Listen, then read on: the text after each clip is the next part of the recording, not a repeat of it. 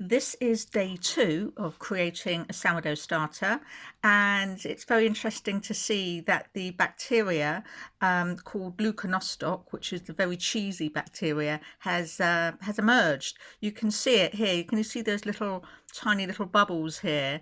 You would not expect to see that on day 2, and basically leuconostoc prefers the environment of a neutral sourdough starter, and this is a neutral environment here. So it smells very cheesy as well. I'm going to show you the bubbles. You can see all the little bubbles. You would not expect to see that, and you certainly wouldn't expect to smell a very cheesy smell. So it's quite simple to resolve this. All we need to do is to flush it out with another teaspoon or so of the same flour. It must always be the same flour, and roughly equal quantities of water as well. And just to show you here, the temperature of the water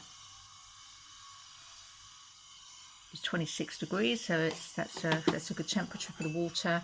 And I'm just going to give this a stir. It's quite unusual to have leuconostoc kick in. I've created a lot of sourdough starters, and it's really only happened maybe a couple of times before, so it's quite unusual. But in any case, this is a very useful sort of demonstration to show you. So there you go. So I just added some fresh flour, and that will help to flush out the stinky leuconostoc. And there you go, you can see the consistency of it. Now also what you need to do is, you can see around the sides here that there's some starter stuck to the sides.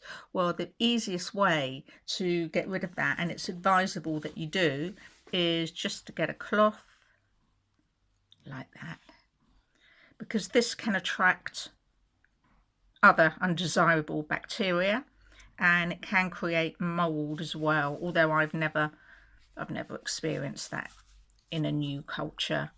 So you can just make sure, there you go, just make sure that there's nothing or not too much that remains, like that. And I'm also going to wipe the condensation inside the jar, inside the lid here, and that will help prevent mold and unwanted bacteria. So there you go. So that's the day 2 of a sourdough starter.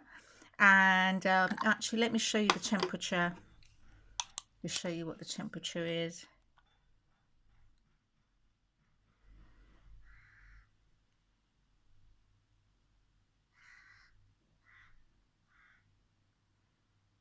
So that's a perfect temperature.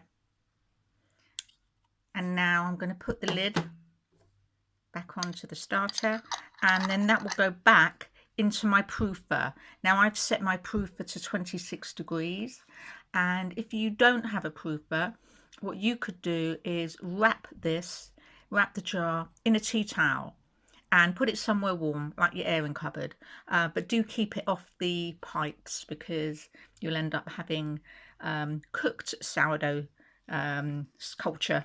So keep it away from any hot pipes in your airing cupboard. And that's it. So I'll be back again same time tomorrow, and for a third refreshment.